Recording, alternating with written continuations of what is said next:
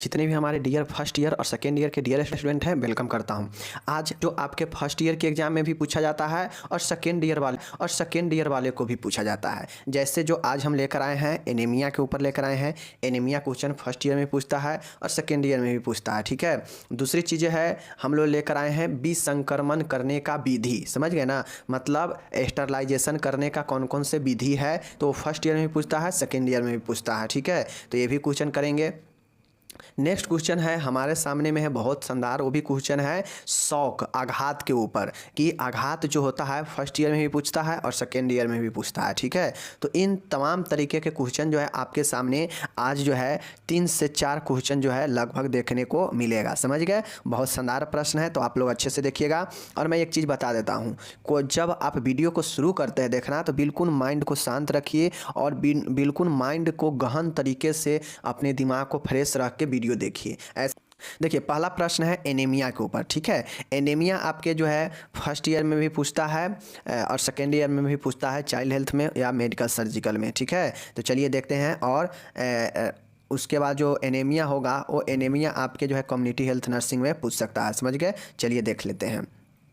देखिए एनीमिया क्या होता है, तो आप लोग जानते हैं कि एनीमिया जो होता है यह जो है हीमोग्लोबिन के स्तर में जब भी कमी आता है तो यही एनीमिया होता है। और आप लोग जानते हैं कि हीमोग्लोबिन के स्तर में कमी कब आता है, तो जैसे ही जो है, चूँकि ब्लड में जो होता है वह ऑक्सीजन जो है ब्लड के थ्रू ही शरीर के हर एक अंगों तक प्रवाहित होता है। तो यह एनीमिया जो होता है एक एबनॉर्मल कंडीशन होता है, जहाँ पे शरीर में जो होता है हमारा जो ब्लड है, उस ब्लड में जो ऑक्सीजन का जो लेवल होता है वह कम जाता है। वह जो ऑक्सीजन ढोने का जो क्षमता होता है वह घट जाता है। घट क्यों जाता है, तो जो हीमोग्लोबिन समान स्तर में होना चाहिए वो कमने से ऑक्सीजन का वहन क्षमता भी शरीर को कम जाता है, समझ गए। अब जैसे ही इसमें ऑक्सीजन का लेवल घटता है तो शरीर के हर एक अंग तक ऑक्सीजन जो है पर्याप्त रूप से नहीं पहुंच पाता है, जिससे शरीर में एनीमिया जो है उत्पन्न हो जाता है, समझ गए ना। तो यही जो है एनीमिया होता है। एनीमिया होता है हीमोग्लोबिन के स्तर में कम होना। जैसे ही हीमोग्लोबिन के स्तर में कमी आएगा, शरीर में ऑक्सीजन का कमी आएगा, क्योंकि ऑक्सीजन जो होता है वह ब्लड आरबीसी जो होता है हीमोग्लोबिन उसके थ्रू ही शरीर के संपूर्ण भागों तक ऑक्सीजन जाता है। लेकिन जैसे ही हीमोग्लोबिन का स्तर कम होगा, यानी ब्लड का जो पावर है उसमें ऑक्सीजन कम जाएगा, समझ गए, जिससे एनीमिया उत्पन्न हो जाता है और ऑक्सीजन भी जो है शरीर के संपूर्ण अंगों तक सही से नहीं पहुंच पाता है। तो आपका ये एनीमिया होता है, समझ गए। चलिए उसके बाद देखिएगा एनीमिया के प्रकार जो है उनके कारणों के आधार पर अलग अलग है, ठीक है ना। एनीमिया के अलग अलग प्रकार है, देख लीजिए। पहला है लौह तत्व की कमी के कारण एनीमिया, ठीक है ना। लौह तत्व के कमी के कारण एनीमिया आपके जो है फर्स्ट ईयर में क्वेश्चन इस बार पूछा था आपके कि पोषण एनीमिया क्या होता है। तो पोषण एनीमिया यही लौह तत्व की कमी से जो एनीमिया होता है ना, यही पोषण एनीमिया होता है, क्योंकि भोजन के थ्रू ही हम आयरन या जो भी आयरन से संबंधित जो चीज़ें हैं वो हम क्या करते हैं, भोजन के थ्रू, पोषण के थ्रू ही शरीर में लेते हैं। जैसे सबसे अच्छा स्रोत आयरन का जो है पालक है, समझ गए, है ना, और सारी चीज़ें हैं। तो यही जो पोषण के थ्रू जो हम लेते हैं, लेकिन इसी पोषण के थ्रू जब आयरन का कमी हो जाता है तो इस स्थिति में जो एनीमिया का कंडीशन होता है वह लौह तत्व की कमी के कारण एनीमिया होता है, समझ गए। चलिए दूसरा यहाँ पे मेगाब्लास्टिक एनीमिया होता है, या इसी को फॉलिक अम्ल की कमी के कारण होने वाला एनीमिया कहते हैं, जो कोबलामिन के कारण होता है। कोबलामिन B12 के कमी के कारण जो है मेगाब्लास्टिक एनीमिया होता है, समझ गए, ये चीज़ समझ गए। चलिए तीसरा है घातक एनीमिया, परनीसियस जो है एनीमिया होता है, समझ गए। उसके बाद है सिकल सेल एनीमिया होता है, समझ गए। उसके बाद एप्लास्टिक एनीमिया है। एप्लास्टिक एनीमिया वो एनीमिया होता है जिसमें बोन मैरो जो होता है, अस्थि मज्जा, वो क्षतिग्रस्त हो जाता है और ब्लड आरबीसी के निर्माण में बाधा आने लगता है, जिससे जो है एनीमिया उत्पन्न हो जाता है। तो ये प्लास्टिक एनीमिया होता है। एक होता है थैलेसेमिक एनीमिया होता है, जो कि हम थैलेसेमिक आप लोग को पढ़ाए भी हैं कि थैलेसेमिक क्या होता है, थैलेसेमिया क्या होता है। तो थैलेसेमिया में होता यह है कि यह भी एक प्रकार के एनीमिया ही है, लेकिन इसमें जो आरबीसी का निर्माण होता है ना, वह इतना ना निर्माण कम होता है और नष्ट जो है जल्दी जल्दी होता है, जिससे होता यह है कि आरबीसी बहुत ज़्यादा पतला हो जाता है और यही जो है होता है थैलेसेमिक एनीमिया होता है। समझ गए। चलिए नेक्स्ट देखिए, हेमोलाइटिक एनीमिया होता है। हेमोलाइटिक एनीमिया का मतलब होता है कि इसमें जो आरबीसी का निर्माण होता है, निर्माण का समय जानते हैं आप लोग, 120 दिन इसका जो है जीवन काल होता है आरबीसी का। तो ये जो है अपने कार्यकाल से, अपने जीवन काल से पहले ही जो है बार बार नष्ट होता है और इसमें जो है ब्लड बहुत ज़्यादा नष्ट होता है, जिससे हीमोग्लोबिन का कमी आता है और यही हीमोलाइटिक एनीमिया होता है। तो आप लोग याद रखिएगा हेमोलाइटिक एनीमिया, ठीक है ना। आयरन के कमी से anaemia, thalassaemia anaemia, aplastic anaemia, sickle cell anaemia, घातक एनीमिया, मेगाब्लास्टिक एनीमिया। ठीक है, चलिए ये हो गया। ओके, कारण देख लीजिए इसका क्या क्या कारण हो सकता है एनीमिया होने का। शरीर में अधिक मात्रा में रक्त निकालना, अगर शरीर से बहुत ज़्यादा ब्लड निकल जाएगा, एक्सेसिव ब्लड फ्रॉम बॉडी से अगर लॉस हो जाएगा तो फिर जो है आपके शरीर में हीमोग्लोबिन का कमी आ जाएगा, फिर एनीमिया होगा। ठीक है ना। स्त्रियों में मासिक धर्म के कारण, अब चूंकि जो फीमेल होता है उसमें हर एक महीने मासिक धर्म होता है, तो इस कंडीशन में उसके शरीर से बहुत ज़्यादा ब्लीडिंग हो जाता है, तो ये भी जो है एनीमिया का कारण बनता है। ठीक है। आहार नाल में कृमि या परजीवी, अगर आपके जो इन पैरासाइटिक इन्फेक्शन होता है, समझ गए ना, आहार नाल में समझ गए ना, तो ये आहार नाल में अगर किसी भी प्रकार के संक्रमण होगा तो इससे जो है क्या होगा कि आपके ब्लड जो है ब्लडिंग हो सकता है और इस कंडीशन में जो है आपके संक्रमण एनीमिया हो सकता है। कुपोषण, जैसे अच्छे पोषण नहीं लेंगे तो आयरन वगैरह का, विटामिन B12 का कमी होगा, तो इस सब के कमी से जो है एनीमिया होता है। ठीक है, तो कुपोषण से हो सकता है। भोजन में विटामिन बी की कमी, समझ गए ना, विटामिन B12 की कमी होगा तो मेगाब्लास्टिक एनीमिया हो जाएगा। समझ गए, तो ये चीज़ें हैं। प्रेगनेंसी पीरियड में जो है एनीमिया हो जाता है, रक्त का कमी हो जाता है। गंभीर संक्रमण होने से जो है एनीमिया हो सकता है, तो ये सब कारण बनता है। ठीक है। नेक्स्ट है अस्थि मज्जा के कार्य कम होना, बोन मैरो का काम जो है कम जाएगा, उसका क्षमता कम जाएगा, तो फिर इस कंडीशन में जो है एनीमिया होगा। ठीक है। अनुवांशिक विकार, हेरिडेटरी डिसऑर्डर, कोई ऐसे अनुवांशिक कारक इसका जो है कारण हो सकता है एनीमिया होने का। ठीक है, तो ये कारण हो गया। ठीक है। अब यहाँ पे देख लीजिए एक और जो है भोजन में लौह और फॉलिक अम्ल की कमी, अगर भोजन में आप लौह तत्व वाला पदार्थ और फॉलिक अम्ल वाला पदार्थ का अगर कमी करेंगे तो जो है आपके अंदर लौह तत्व का कमी होगा और उससे जो एनीमिया होगा तो वह लौह डिफिशियंसी एनीमिया कहलाएगा। ठीक है ना। चलिए देखिए यहाँ पे, अब यही चीज़ें हैं, यहाँ पे कोई एक चीज़ें पर लिखना होगा। अगर आपसे पोषण एनीमिया पूछेगा तो लौह तत्व के कमी वाला लिखिएगा फर्स्ट ईयर में। ठीक है। चलिए देखिए, शरीर में रक्त निर्माण के समय लौह Fe पर्याप्त मात्रा में उपलब्ध नहीं होने से, हीमोग्लोबिन पर्याप्त मात्रा में निर्माण नहीं होने से रक्त की ऑक्सीजन वहन क्षमता कम हो जाती है। इस स्थिति को ही आयरन डिफिशियंसी एनीमिया कहते हैं। चूँकि आपके ब्लड में जैसे ही हीमोग्लोबिन का स्तर घटेगा तो ऑक्सीजन का भी लेवल घट जाएगा। समझ गए ना। तो यही चीज़ें जो होता है, अगर आप आयरन नहीं लेंगे, अगर भरपूर मात्रा में अगर आप आयरन वाला पदार्थ अगर नहीं लेते हैं अपने पोषण के माध्यम से, तो उस कंडीशन में हीमोग्लोबिन का जो निर्माण होगा वो पर्याप्त नहीं हो पाएगा, जिससे ब्लड में ऑक्सीजन का क्षमता घट जाएगा और इस कंडीशन में जो है आयरन डिफिशियंसी एनीमिया हो जाएगा। समझ गए। चलिए लक्षण देख लीजिए, अगर किसी को एनीमिया होता है तो उसको भूख नहीं लगेगा, एनोरेक्सिया होगा, कमजोरी वीकनेस होगा, शीघ्र थकान ईयरलियर फैटिग होगा। समझ गए। हथेली एवं नाखून रंगहीन एवं कम गुलाबी होगा, शरीर पीलापन होने लगेगा, बार बार संक्रमण होगा। ठीक है। रक्त में हीमोग्लोबिन स्तर घट जाएगा, तो ये सब जो है लक्षण होता है। समझ गए। कमजोरी, थकान जो है ये सब, चक्कर आना, ये सब होने लगेगा एनीमिया में। ठीक है। निदान क्या होता है, तो निदान में जो है फिजिकल एग्जामिनेशन, लक्षणों की जाँच किया जाता है कि क्या लक्षण उसमें दिख रहा है, ब्लड का जांच किया जाता है, एक्सरे का जांच किया जाता है, बोन मैरो का, और बोन मैरो बायोप्सी या एस्पायरेशन होता है। ठीक है ना। बोन मैरो का बायोप्सी किया जाता है कि बोन मैरो सही से काम कर रहा है या नहीं कर रहा है। ठीक है। इसका उपचार क्या होता है, तो भोजन में जो है भोजन में आयरन पदार्थों का मात्रा जो है लेना चाहिए।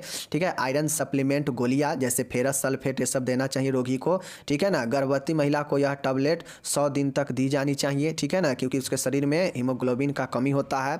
अधिक एनीमिया में आयरन माल एब्सॉर्प्शन की स्थिति में आयरन IM या IV दिया जाता है, जैसे आयरन डेक्स्ट्रान, आयरन सर्बिटॉल और साइट्रिक एसिड कम्प्लेक्स। ठीक है ना। अगर गंभीर अधिक एनीमिया है तो उस कंडीशन में IM या इंट्रावेन माध्यम से जो है इंजेक्शन दिया जाता है, ताकि जो है शरीर में एनीमिया जो थोड़ा गंभीर है उसको थोड़ा सा ऊपर किया जाए। ठीक है।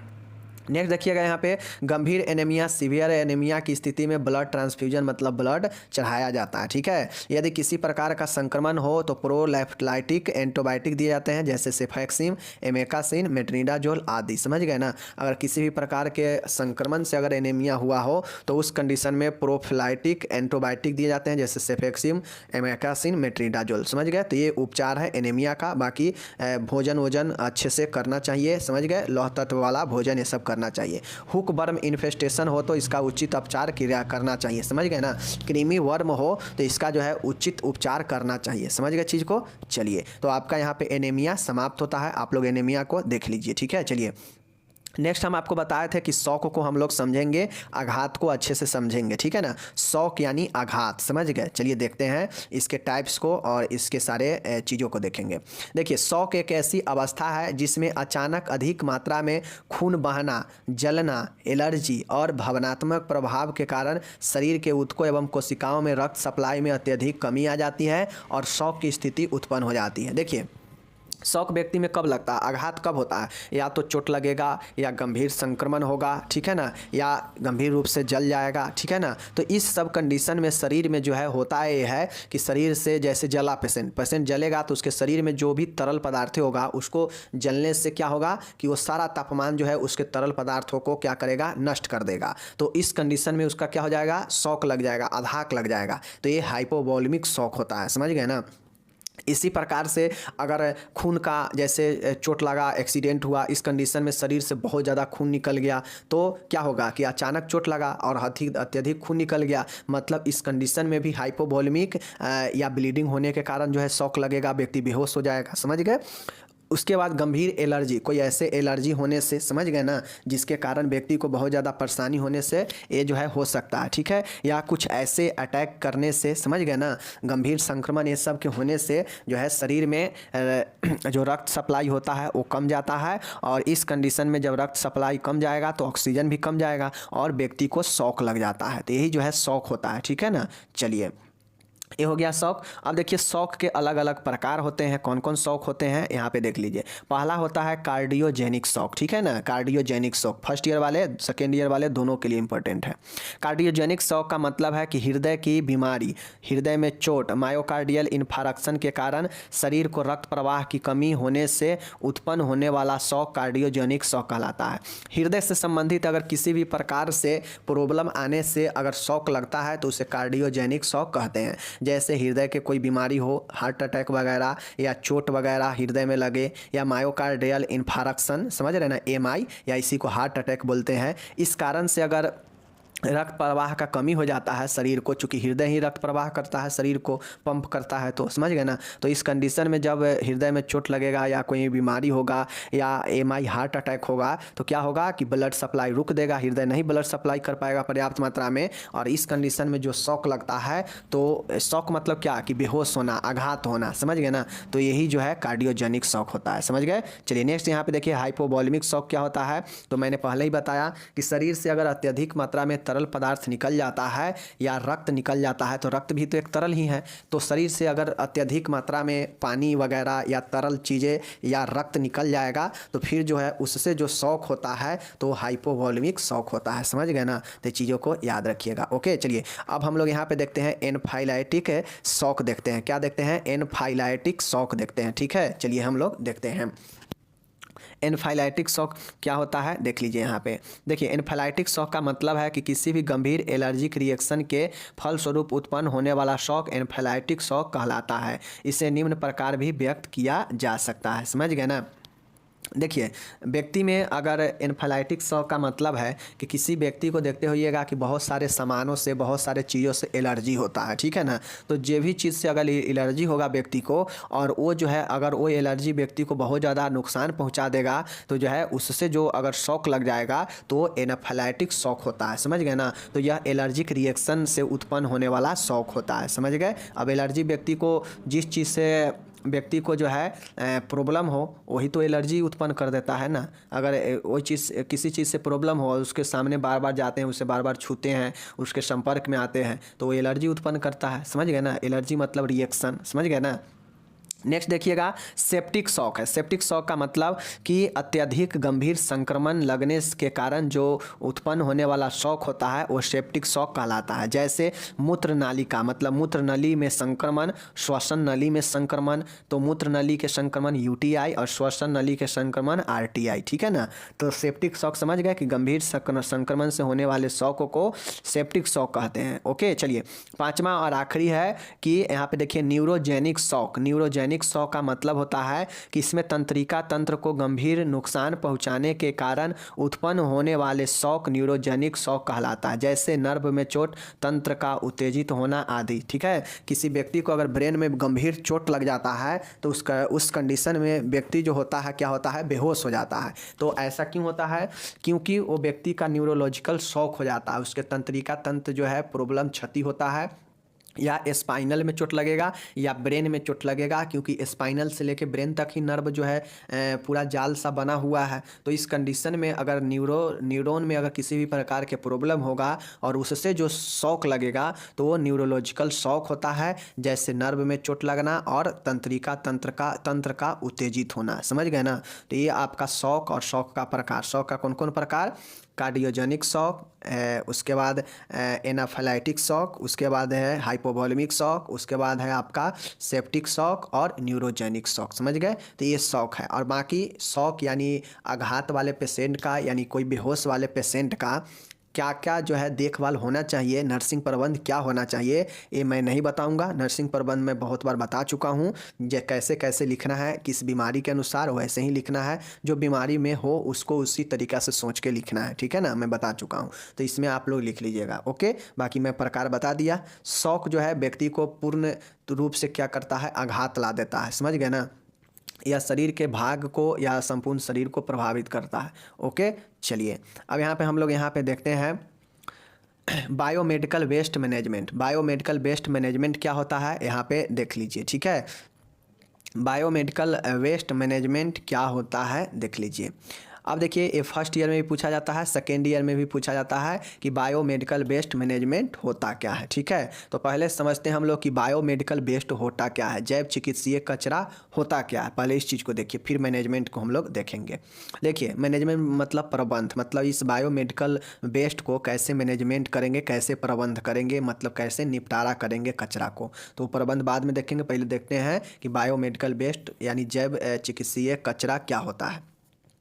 जैव चिकित्सीय कचरा वह कचरा है जो कि व्यक्तियों की बीमारियों को निदान, उपचार, प्रतिरक्षक या शोध कार्यों से पैदा होता है। यही बायोमेडिकल वेस्ट कहलाता है। देखिए, बायोमेडिकल वेस्ट का सिंपल सा मीनिंग है कि किसी भी व्यक्ति को बीमारी में, उसके निदान में, उसके उपचार में, उसके प्रतिरक्षक इम्यूनाइजेशन में और उसके रिसर्च में, शोध में, जो भी उसके इन सभी कार्यों से जो भी कचरा पैदा होता है वही जो है बायोमेडिकल वेस्ट कहलाता है। समझ गए ना। मतलब चिकित्सालय में, मतलब अस्पताल में होने वाला संक्रमण जो व्यक्तियों को देख रेख से प्राप्त होता हो कचरा, वही कचरा जो है जैव चिकित्सीय कचरा कहलाता है। समझ गए ना। जैसे नीडल, इंजेक्शन, समझ गए ना, उसका शीशी, समझ गए, खाली शीशी, उसके बाद सेब, संतरा, ये सब का छिलका, भोजन, समझ गए, रुई जिसमें बहुत सारा चीज़ें लगा होता है। ठीक है ना। तो ये सब जो चीज़ें होता है ये कचरा ही तो है, हॉस्पिटल में होने वाला कचरा। तो यही बायोमेडिकल वेस्ट मैनेजमेंट होता है, जो रोगियों के या व्यक्तियों के बीमारी के निदान, उपचार, प्रतिरक्षक और शोध कार्यों से पैदा होने वाला कचरा होता है। समझ गए। चलिए, ये हो गया। अब कचरे का वर्गीकरण देखिए कि कौन कौन से कचरा होते हैं, कितने प्रकार के कचरा होते हैं। ठीक है, वर्गीकरण देख लीजिए। पहला है संक्रमित कचरा। संक्रमित कचरा का मतलब होता है वह कचरा जिसमें रोग उत्पन्न करने वाला सूक्ष्म जीव होता हो, जैसे वार्ड का कचरा, उपकरण से निकलने वाला पदार्थ आदि। पहला है संक्रमित कचरा। संक्रमित कचरा का मतलब है कि वैसा कचरा जिसमें संक्रमण उत्पन्न करने वाला सूक्ष्म जीव मौजूद हो तो उसे संक्रमित कचरा कहते हैं। जैसे वार्ड से निकलने वाला विभिन्न प्रकार के कचरा में क्या होता है कि सूक्ष्म जीव मौजूद होते हैं, तो वो जो है संक्रमित कचरा हुआ। ठीक है। चलिए पहला दूसरा यहाँ पे देखिए नुकीले पदार्थ भी कचरा होता है, जैसे सुइया जिसको नीडल बोलते हैं, स्केल्प, ब्लेड, चाकू, ये सब भी जो है यूज आता है सर्जरी वगैरह में, या इंजेक्शन जो है किसी भी बीमारी में पेशेंट को इंजेक्शन दिया जाता है तो ये दे देने के बाद ये सब जो है बेकार हो जाता है, कचरा ही हो जाता है। तो नुकीले पदार्थ वाला भी कचरा जो है हॉस्पिटल में होता है, मेडिकल क्षेत्र में, समझ गए।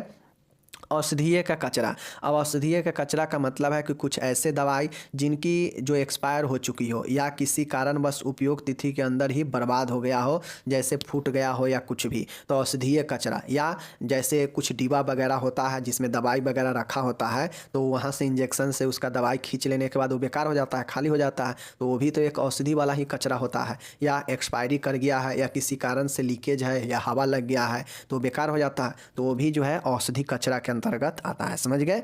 चलिए नेक्स्ट देखिएगा रासायनिक कचरा। रासायनिक कचरा का मतलब है कि प्रयोगशाला से निकले हुए विभिन्न प्रकार के रसायन, जैसे देखते होइएगा कि पैथोलॉजी जहाँ पे होता है हॉस्पिटल में, जहाँ पे रिसर्च के काम होता है, शोध के काम होता है, या जहाँ भी पैथोलॉजी वगैरह होता है, तो देखते होइएगा कि वहाँ पे जो है क्या होता है कि बहुत सारे ब्लड के सैंपल लिया जाता है, एकत्रित किया जाता है, उसका रिसर्च किया जाता है, उस पर जो है चेक किया जाता है, समझ गए। और उसके बाद जो उससे निकलने वाला जो कचरा होता है बेकार का, तो वो हो जाता है रासायनिक कचरा, ठीक है ना। चलिए नेक्स्ट है दबाव युक्त कचरा। तो जैसे गैस सिलेंडर, अब गैस सिलेंडर दबाव युक्त कचरा का मतलब है कि जैसे सिलेंडर जब तक पैक है तब तक तो वो सही है, लेकिन जैसे ही उसमें से खाली हो गया तो सिलेंडर को जो है जगह धरा देना चाहिए, नहीं तो अगर ऐसे किसी साइड में फेंका हुआ है तो एक प्रकार के वो कचरा ही होता है। तो जैसे गैस सिलेंडर एक प्रकार का दबाव करने वाला दबाव युक्त एक कचरा ही होता है, ठीक है। चलिए नेक्स्ट देखिएगा विकिरणशील कचरा, ऐसा कचरा जिसमें विकासशील होते हैं, जैसे विकारशील होते हैं, जैसे प्रयोगशाला अनुसंधान, समझ गए ना। विकिरणशील कचरा जैसे आप लोग देखते होइएगा कि अल्ट्रासाउंड वगैरह हो गया, या क्या बोलते हैं उसको, सीटी स्कैन हो गया, एक्सरे हो गया, तो इस सब क्षेत्रों से जो निकलने वाला जो कचरा होता है तो वो कचरा हो जाता है विकिरणशील कचरा, समझ गए। क्योंकि यहाँ पे रेडिएशन का काम होता है, एक्सरे में चाहे सीटी स्कैन में, एमआरआई में, ये सब में पूर्ण तरीका से ये सब रेडिएशन पर ही काम करता है। तो ये विकिरण, यहाँ से जो कचरा निकलता है वो विकिरणशील वाला कचरा होता है, समझ गए। नेक्स्ट है भारू धातु युक्त कचरा, जैसे बैटरी, टूटे हुए तापमापी। बैटरी मतलब जानते हैं कि यह जो है जो आपके नए नए जो बीपी चेक करने वाला मशीन होता है उसमें बैटरी लगता है, समझ गए। और वो बैटरी अगर ख़त्म हो जाता है तो बेकार हो जाता है, कचरा हो जाता है। या थर्मामीटर अगर टूट जाता है तो थर्मामीटर भारी होता है और वो धातु होता है, तो वो क्या होता है, टूटने के बाद बेकार ही हो जाता है। तो यही भारी धातु युक्त कचरा होता है, ठीक है। आठवां है आपका विकृति जन्य कचरा, ठीक है। विकृति जन्य कचरा का मतलब होता है, समझ रहे ना, कि जैसे मानव के ऊतकों एवं तरल पदार्थों से उत्पन्न कचरा, जैसे शरीर के अंग, रक्त एवं अन्य तरल पदार्थ है। विकृति जन्य कचरा के मतलब है कि शरीर से निकला हुआ कचरा, जैसे शरीर का कोई अंग भी हो सकता है जो कटा फटा है तो उसको वो तो बेकार हो गया है तो वो भी कचरा होता है, या शरीर से निकलने वाला ब्लड, समझ गए, या शरीर से निकलने वाला बलगम, तो ये सब विकृति जन्य कचरा होता है, समझ गए। तो ये कचरा याद रखिएगा, समझ गए ना, कौन कौन कचरा है आपके सामने है, एक बार इसको रिपीट कर लीजिए बैक करके ताकि समझ में आ जाए, समझ गए। चलिए नेक्स्ट यहाँ पे आप देखिएगा कचरे का प्रबंध कैसे किया जाएगा। वो तो हम लोग देख लिए कि कचरा जो है चिकित्सीय, जैव चिकित्सीय कचरा क्या होता है और उसका कौन कौन से प्रकार है, कौन कौन से कचरे का वर्गीकरण है, ठीक है, देख लिए। अब इन सभी कचरों का जो है प्रबंध मतलब निपटारा कैसे किया जाता है, तो चलिए कचरे का प्रबंध, वेस्ट मैनेजमेंट देखते हैं, ठीक है। पहला है भस्मीकरण, इंसिनरेशन, समझ गए ना। इंसिनरेशन का मतलब है भस्मीकरण। इस विधि में सूक्ष्म जीवों को जलाकर नष्ट किया जाता है तथा उन पदार्थों का उपचार किया जाता है जो दोबारा प्रयोग में नहीं लिया जा सकता है। मुख्य भस्मीकरण जो है होता है, समझ गए ना। देखिए भस्मीकरण जो होता है वह क्या होता है कि किसी भी चीज़, ऐसा कचरा जो कचरा फिर से दोबारा उसका उपयोग में नहीं लाना है तो उसको क्या करेंगे, पूर्ण रूप से उसको जलाकर नष्ट ही कर देंगे, तो वही जो है भस्मीकरण हो जाता है। और इसमें जो होता है सूक्ष्म जीव को पूर्ण तरीका से नष्ट कर दिया जाता है जलाकर, ठीक है। तो ये जो है इंसिनरेशन, भस्मीकरण हो गया, ओके। चलिए नेक्स्ट देखिएगा यहाँ पे रासायनिक विसंक्रमीकरण है, समझ गए। रासायनिक विसंक्रमीकरण के मतलब होता है कि जैसे तरल पदार्थ जैसे रक्त, सीरम, मल मूत्र एवं हॉस्पिटल से संबंधित तरल कचरे को विसंक्रमित करने की उत्तम विधि है। इस विधि में नुकीले उपकरण का भी रासायनिक विसंक्रमण किया जाता है, ठीक है ना। देखिए, रासायनिक विसंक्रमण करने का मतलब है कि जैसे नीडल है, समझ गए, या फिर कुछ ऐसे नुकीले जैसे कैंची हो गया, चाकू हो गया, तो ये सब नुकीला होता है। तो इस सब सामान को क्या किया जाता है कि स्टरलाइज जो किया जाता है, डिसइंफेक्ट्स, इसको जो है हम लोग सूखा हवा में या सूखा वात भट्टी में या फिर जो है इसको क्या करते हैं कि नॉर्मल तरीके से जो है इसको साफ़ करते हैं रासायनिक तरीके से, समझ गए ना। तो ये जो है जैसे मल मूत्र गिरा हुआ है या कोई चीज़ शरीर से उत्सर्जन हुआ हो तो उसको रासायनिक विसंक्रमण के तहत साफ करते हैं। जैसे आप लोग देखते हुएगा कि फर्श पर अगर कोई चीज़ गिरा रहता है तो उसको घोल डालते हैं और उस घोल में हल्का पानी मिलाते हैं या सिर्फ घोल के द्वारा ही उस फर्श को साफ कर दिया जाता है। तो क्या होता है, वो कचरा वहाँ से साफ हो जाता है। तो रासायनिक विसंक्रमण इसका एक उपाय है, समझ गए, कचरे का निपटारा का। नेक्स्ट देखिएगा, नम एवं शुष्क तापीय उपचार, wet and dry thermal treatment. नम एवं शुष्क, नम मतलब क्या होता है, जिसमें मॉइस्चर हो, जिसमें नमी हो, समझ गए ना। और शुष्क मतलब होता है कि जिसमें बिल्कुल सूखा हो, समझ गए। तो वैसा तापीय उपचार जो जिसमें या तो नमी भी हो या वो क्या हो, पूर्ण रूप से सूखा हुआ ताप हो, यानी टेम्परेचर हो। ऐसा टेम्परेचर जो जिसमें या तो भाप वाला हो या तो पूर्ण रूप से सूखा हुआ टेम्परेचर हो, तो उसके द्वारा भी कचरा को जो है हम लोग साफ करते हैं। जैसे नम एवं शुष्क तापीय उपचार, समझ गए ना। इसमें जो होता है, इसमें जो कचरे को साफ निपटारा किया जाता है उसमें तीव्र तापमान और तीव्र दाब पर भाप के संपर्क में रखा जाता है। यह उपकरण की तरह कार्य करता है, समझ गए। तो ये जो है आपका हो गया, क्या चीज़ है यहाँ पे, नम एवं शुष्क तापीय उपचार। ओके, चलिए नेक्स्ट हम लोग यहाँ पे देखते हैं सूक्ष्म तरंगीय किरणन, समझ गए ना, माइक्रोवेव रेडिएशन। अब हमें जो है कुछ ऐसे सूक्ष्म विकिरणशील अगर हमको कचरे को नष्ट करना है तो उसके लिए सूक्ष्म तरंगीय जो है क्या करते हैं, किरण का उपयोग करते हैं। इसमें जो सूक्ष्म होता है उसको लगभग 2450 मेगाहर्ट्ज पर तरंगधर में उत्पन्न होता है और नष्ट करता है, समझ गए ना। जैसे जल सूक्ष्म तरंगों से जल्दी गर्म हो जाता है, जिसमें संक्रामक पदार्थ संचारण कारण नष्ट हो जाते हैं, ठीक है ना। जैसे जल को अगर हमें साफ करना होगा तो जल में अगर हम लोग रेडिएशन उत्पन्न करते हैं तो उस तरंग वेव के द्वारा जल जो होता है वह जो है जल्दी गर्म हो जाता है। जल्दी गर्म होने से जल में अगर किसी भी प्रकार के संक्रामक सूक्ष्म जीव हो तो वो नष्ट जल्दी हो जाएगा। तो ये सूक्ष्म तरंगीय किरणन इसका हो गया, समझ गए। चलिए नेक्स्ट देखिएगा, और लास्ट है ज़मीनी निस्तारण, लैंड डिस्पोजल। लैंड डिस्पोजल का मतलब होता है कि ज़मीन के अंदर जो है हला देना, ज़मीन के अंदर गाड़ देना, ठीक है ना। ज़मीनी निस्तारण, लैंड डिस्पोजल मतलब भूमि के अंदर दबा देना, ठीक है ना। इस विधि में सभी प्रकार के पदार्थों का निस्तारण किया जा सकता है, ठीक है ना। इस प्रकार का बीज संक्रमण ऐसी जगह पर किया जाना चाहिए जहां आवासीय परिसर न हो, जिससे लोग संक्रमित न हो सके, ठीक है। तो ये ज़मीनी निस्तारण है, मतलब ज़मीन के अंदर दबाकर उसे बंद कर देना, डिस्पोज कर देना, ठीक है। तो ये ज़मीनी निस्तारण हो गया। ये 5 तरीके से आप कचरे को निपटा सकते हैं आराम से, ठीक है। इसको देख लीजिए यहाँ पे, भस्मीकरण के द्वारा, रासायनिक के द्वारा, नम एवं शुष्कीय तापीय उपचार के द्वारा, सूक्ष्म तरंगीय किरण के द्वारा और ज़मीनी निस्तारण के द्वारा, ठीक है। तो यहाँ पे बायोमेडिकल वेस्ट मैनेजमेंट आपका समाप्त होता है, समझ गए चीज़ को। चलिए, फर्स्ट और सेकेंड ईयर में बहुत पूछता है ये क्वेश्चन। नेक्स्ट देखिएगा, जीवाणु नियंत्रण के सिद्धांत तथा विधियाँ लिखे। अब यहाँ पे क्वेश्चन आपको समझना होगा। फर्स्ट ईयर में एक क्वेश्चन डायरेक्ट पूछ सकता है कि principle of microbial control and method, मतलब जीवाणु नियंत्रण को, सूक्ष्म जीवों के नियंत्रण के सिद्धांत और विधियाँ लिखे। एक क्वेश्चन एक डायरेक्ट बनता है। या दूसरा तरीका ये पूछ देगा कि कहेगा कि एस्टरलाइजेशन का मेथड लिखे।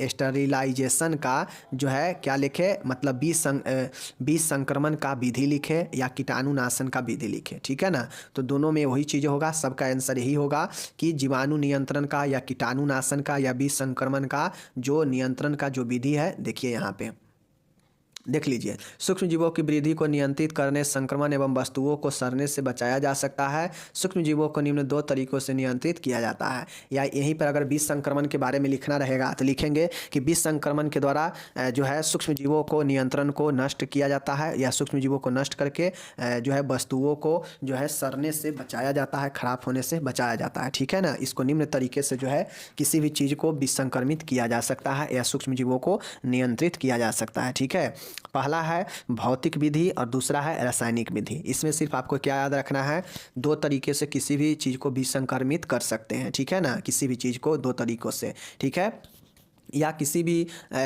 सूक्ष्म जीवों को जो कंट्रोल करने का मेथड है, 2 तरीका है। पहला है भौतिक मेथड और दूसरा है केमिकल। भौतिक मेथड में वे सारे मेथड करते हैं जो अभी ऊपर कचरा प्रबंध देखे हैं ना, तो वो सब जो है आपका भौतिक मेथड था। जो रासायनिक मेथड होगा उसमें रसायन का उपयोग किया जाएगा। ठीक है, तो चलिए हम लोग देख लेते हैं। पहला भौतिक मेथड देखते हैं। ठीक है, भौतिक मेथड जो होता है निम्नलिखित है। भौतिक मेथड में उन सारे मेथडों का यूज करते हैं जो रसायन का उपयोग नहीं किया जाता है। कुछ ऐसे केमिकल चीज़ों का या केमिकल कंपाउंड का या केमिकल मटेरियल का यूज नहीं किया जाता है, तो उसको जो है हम लोग फिजिकल मेथड कहते हैं। ठीक है ना, देख लीजिए। पहला मेथड है ड्राई हीट। ड्राई हीट मतलब शुष्क उष्मा, मतलब जो उष्मा होगा वह जो है शुष्क होगा, सूखा हुआ उष्मा। ठीक है ना, तो शुष्क उष्मा अपने स्रोतों से दबाव और संचारण और विकिरण के माध्यम से स्थानांतरित होती है। इस विधि में उच्च तापक्रम और अधिक अवधि की आवश्यकता होती है। अगर आप शुष्क उष्मा के द्वारा किसी भी वस्तु के बीच संक्रमण करने के सोच रहे हैं कि वहाँ से सूक्ष्म जीवों को हटाया जाए, तो शुष्क उष्मा के लिए आपको हाई टेम्परेचर और लंबे समय की ज़रूरत होती है, तो ही जाके जो है आप शुष्क उष्मा के द्वारा किसी भी चीज़ का विसंक्रमण कर सकते हैं। समझ गए, तो ये हो गया आपका पहला फिजिकल मेथड। समझ गए। चलिए, इसमें देखिए अब जो उष्मा होता है इसमें अलग अलग प्रकार के उष्मा होता है शुष्क उष्मा में। तो पहला है ज्वाला, फ्लेमिंग। ज्वाला में देखिए ग्लास साइड, स्केल्प्स, कल्चर आदि को बुनसेन फ्लेम के ऊपर से किया जाता है, पास किया जाता है। समझ गए ना, तो ये जो है आपका ज्वाला हो गया। ठीक है, बी नंबर में हो गया शुष्क उष्मा के गर्म वायु भट्ठी। अब जो भट्ठी होता है हॉट एयर ओवन, तो उसमें जो है क्या होता है कि विष संक्रमण के लिए जो है 160 डिग्री तापमान की आवश्यकता होती है, 160 डिग्री सेल्सियस तापमान और 1 घंटे की आवश्यकता होती है। इस विधि के द्वारा आप सिरिंज को, टेस्ट ट्यूब को, फ्लास्क को, पीपीटी को, सीजर को, पाउडर लिक्विड और पैराफिन आदि को विष संक्रमण किया जाता है। इसमें एक पंखा लगा रहता है जो बराबर रूप से गर्म वायु का संचार करता है। देखिए, गर्म वायु भट्ठी का मतलब होता है कि इस भट्ठी में एक जो है फैन लगा होता है, जो क्या होता है जिसको टेम्परेचर मिलता है, और उस टेम्परेचर को फैन क्या करता है कि गर्म वायु उत्पन्न करता है। समझ गए ना, तो इसमें जो टेम्परेचर होता है 160 होता है, और 160 टेम्परेचर 1 घंटा तक जो है यह करने के बाद यह अपना असर दिखाता है और विसंक्रमण करता है। Syringe, test tube, flask, PPT, scissor, powder, liquid, paraffin, ये सब को संक्रमण करने के लिए। समझ गए, तो यह शुष्क उष्मा का दूसरा रूप है गर्म वायु भट्ठी। समझ गए ना। चलिए, रेड हीट देखिए, यहाँ पे शुष्क उष्मा का रेड हीट क्या होता है, तो वायर, लूप, टिप और फोर्सेप्स और नीडल्स को इसमें स्टरलाइज किया जाता है। इसमें 180 डिग्री से जो है सेल्सियस और समय अवधि जो है 7.5 मिनट होती है। समझ गए ना, तो यहाँ पे आप लोग देख लिए कि रेड हीट जो होती है यह टेम्परेचर तो इसमें ज़्यादा होता है आपका। समझ गए ना, तो ये जो टेम्परेचर अधिक होने के कारण यह समय कम लेता है और यह आसानी से वायर, लूप, टिप और फोर्सेप्स और नीडल को स्टरलाइज रोगाणु रहित कर देता है। समझ गए, तो ये हो गया।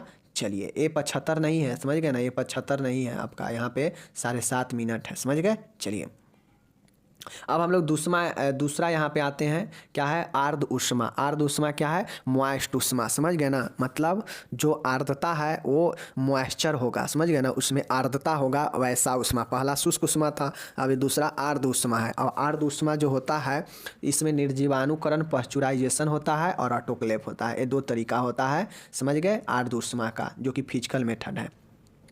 निर्जीवाणुकरण यह दूध की उष्मा उपचार की विधि है जिसमें रोग कारक बैक्टीरिया को नष्ट किया जाता है। समझ गए ना, किसी को अगर दूध देखते हुए अगर दूध लेता है तो कई दिन का दूध को पैक करके रखा रहता है, और कैसे रहता है, तो वह जो है पश्चुराई किया हुआ रहता है एक अच्छे तापमान पर। समझ गए, तो यही जो है आपका निर्जीवाणुकरण होता है जिसमें आर्द्र उष्मा होता है। ठीक है, चलिए, ऑटोक्लेव भी जो होता है यह उच्च दाब, अधिक दाब और आर्द्रता का प्रयोग किया जाता है विष संक्रमण के लिए, जिससे आवश्यक तापमान बना रहे। ऑटोक्लेव में जो भी वस्तुएं पैक की जाती है उसको शीघ्रता से भेद कर सकते हैं। तो ये 2 प्रकार के आर्द्र ऊष्मा में होता है, ठीक है।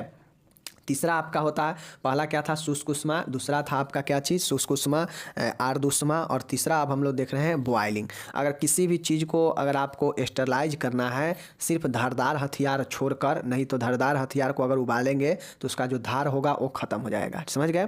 उबालना, उबलते पानी जो होता है 100 डिग्री सेंटीग्रेड पर सेल्सियस पर पानी उबलने लगता है, खौलने लगता है। इसमें अगर 5 मिनट के लिए उपकरणों को उबाला जाता है तो इस तरीके से अधिकांशतः रोगकारी जीवाणु को नष्ट किया जा सकता है। सेल संबंधी क्रियाओं में प्रयोग में आने वाले औजारों का रोगाणुनाशन इसी विधि द्वारा किया जाता है, बशर्ते याद रखें कि इसमें धारदार हथियारों का उपयोग नहीं किया जाता है सफाई के लिए, समझ गए, क्योंकि उसका धार जो है ख़त्म हो जाएगा, समझ गए। तो ये बॉयलिंग हो गया, समझ गए। चलिए चौथा आता है विकिरण मेथड। विकिरण मेथड का मतलब है कि इसमें 2 प्रकार के रेडिएशन उपयोग में लाया जाता है। रेडिएशन के द्वारा, ये भी एक फिजिकल मेथड ही है, इसमें कोई केमिकल का यूज नहीं होता है, सिर्फ इसमें विकिरण का यूज होता है, समझ गए ना।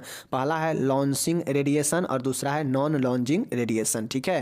देख लीजिए, x ray, gamma ray and cosmic ray, इन रेडिएशन का उपयोग इस्तेमाल के बाद फेंकी जाने वाली सामग्रियों जैसे plastic syringe, swab culture plate, cannula, ठीक है, कैथेटर के रोगाणुनाशन के लिए किया जाता है, समझ गए ना। इस प्रकार के जो विकिरण होता है एक्सरे, गामा रे, ठीक है ना, एंड कॉस्मिक रे, तो इस रे के द्वारा जो है इन रेडिएशन का उपयोग जो है वह जो है इस्तेमाल के बाद फेंकी जाने वाली जो सामान होता है ना, जैसे plastic syringe, swab culture plate, cannulas, ठीक है, कैथेटर, ये सब को रोगाणुनाशन या स्टरलाइज करने के लिए लॉजिंग रेडिएशन का उपयोग किया जाता है, ठीक है। और दूसरा है नॉन आयोजिंग रेडिएशन, ठीक है, नॉन आयोजिंग रेडिएशन, ठीक है, यहाँ पे देख लीजिए नॉन आयोजिंग रेडिएशन, ठीक है। चलिए, नॉन आयोजिंग रेडिएशन का मतलब होता है कि infrared ultraviolet radiation, infrared radiation का उपयोग जो है सिरिंज, कैथेटर, रोगाणुनाशन के लिए किया जाता है, जबकि ultraviolet radiation bacteriological laboratory, inoculation node, इन्हें लेमिनर फ्लो, ठीक है, ऑपरेशन थिएटर के रोगाणुनाशन के उपयोग में किया जाता है। नॉन आयोजिंग का रेडिएशन का उपयोग सिर्फ आप लोग ये याद रखिए, ज़्यादा टेंशन लेने की ज़रूरत नहीं है, सिर्फ ये याद रखिए विकिरण रेडिएशन में 2 प्रकार से जो है किया जाता है, एक लॉजिंग रेडिएशन और दूसरा जो है नॉन आयोजिंग रेडिएशन, ठीक है। बस पांचवा यहाँ पे फिजिकल मेथड में देखिए फिल्ट्रेशन, छानना। छानना का मतलब है कि जो भी तरल चीज़ें होता है जैसे शुगर, एंटीबायोटिक सलेशन, ये सब को जो है आप लोग क्या करते हैं छान कर जो है जीवाणुओं को अलग करते हैं, ठीक है। जैसे asbestos filter, disc filter, glass filter, ठीक है ना। ये क्या करता है कि यह जो है तरल दवाओं, प्रयोगशाला माध्यमों जो कि ऊष्मा आयनकारी विधि से क्षतिग्रस्त हो सकता है को फिल्टर से छाना जाता है ताकि सूक्ष्म जीवाणु अलग हो सके, ठीक है ना। तो यह छानना मेथड फिजिकल ही है, समझ गए। अब यहाँ पे छानना समाप्त हो गया। अभी तक हम लोग कौन कौन मेथड देखे हैं, शुष्क ऊष्मा, उसके बाद हम लोग आर्द्र ऊष्मा, ठीक है ना, और उसके बाद हम लोग देखे हैं रेडिएशन देखे हैं, छानना देखे हैं, बॉयलिंग देखे हैं। तो ये हो गया फिजिकल मेथड, ठीक है। फिजिकल मेथड में आपका भस्मीकरण भी आ जाएगा, समझ गए ना, भस्मीकरण भी देखवे किए हैं, तो भस्मीकरण भी फिजिकल मेथड है, जलाना, समझ गए। फिजिकल मेथड में आपका लैंड डिस्पोज भी आ जाएगा, फिजिकल मेथड ही, समझ गए ना। मतलब वे सारा तकनीक जिसमें केमिकल चीज़ों का उपयोग नहीं किया जाता है, जिसमें केमिकल चीज़ें ना हो तो फिजिकल ही होगा, समझ गए ना। चलिए, अब यहाँ पे रासायनिक है, तो वैसा उपकरणों तथा रोगियों की सफाई के लिए बहुत सारे रासायनिक पदार्थ उपयोग में लाए जाते हैं, ठीक है। देख लीजिए, जैसे जीवाणु रहित प्रतिरोध, एंटीसेप्टिक। अब आप लोगों को पता होगा कि एंटीसेप्टिक का उपयोग जो है जैसे घाव वगैरह पर जो है क्या किया जाता है कि एंटीसेप्टिक के घोल के द्वारा साफ किया जाता है। क्यों? क्योंकि वहाँ का जो सूक्ष्म जीव हो, जो संक्रमण हो, वो नष्ट हो जाए। तो एंटीसेप्टिक के द्वारा जो है सूक्ष्म जीव रोगाणुओं को नष्ट करने के लिए किया जाता है, ठीक है। चलिए, उसको रोकने के लिए, ओके। दुर्गंधनाशक, अगर आपको लगता हो कि घाव वगैरह है या कहीं भी दुर्गंध आ रहा है तो वहाँ से दुर्गंध क्यों आता है, जब वो चीज़ें खराब हो जाता है, सड़ने लगता है वहाँ पे, तो जो है वहाँ से दुर्गंध आने लगता है। तो उसको रोकने के लिए भी जो है डिओड्रेंट का उपयोग करते हैं, जिसमें रासायनिक पदार्थ होता है डिओड्रेंट, जो क्या करता है कि दुर्गंध को खत्म करता है, समझ गए। ये रासायनिक पदार्थ होता है डिओड्रेंट, जो कि एक प्रकार से क्या होता है आपका सेंट का, परफ्यूम का काम करता है डिओड्रेंट, ठीक है।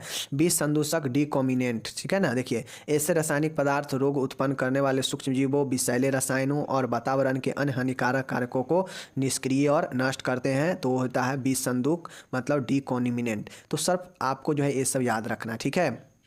नेक्स्ट यहाँ पे देखिएगा, सूक्ष्म जीवों को नियंत्रित करने वाली गैस। अब कुछ रासायनिक गैस है जो सूक्ष्म जीवों का नियंत्रण करती है, जैसे फॉर्मल्डिहाइड गैस, ठीक है, और क्लोरीन गैस। आप लोग को पता है कि क्लोरीन गैस क्या करता है कि जल को भी संक्रमित करता है, ठीक है ना, उसके बाद जल को साफ करता है। उसके बाद फॉर्मल्डिहाइड जो होता है, यह जो है जीवाणुओं को वर्धित रूपों या कवकों विषाणुओं के प्रति प्रभावकारी होता है, ठीक है ना। तो ये फॉर्मल्डिहाइड गैस आप लोग को पता है, समझ गए। तो यहाँ पे आपका ये समाप्त होता है। आप लोग को पता होना चाहिए कि बीज संक्रमण करने का दो विधि, रासायनिक और केमिकल। रासायनिक में देख लिए हैं और केमिकल में भी देख लिए हैं। अगर आपको जहाँ भी दिक्कत लगे वहाँ पे रुकिए, बैक कीजिए और एक बार उसको रिपीट करके देखिए, ठीक है। कॉपी ज़रूर बनाइएगा। उम्मीद है मिलेंगे अगले वीडियो में। धन्यवाद।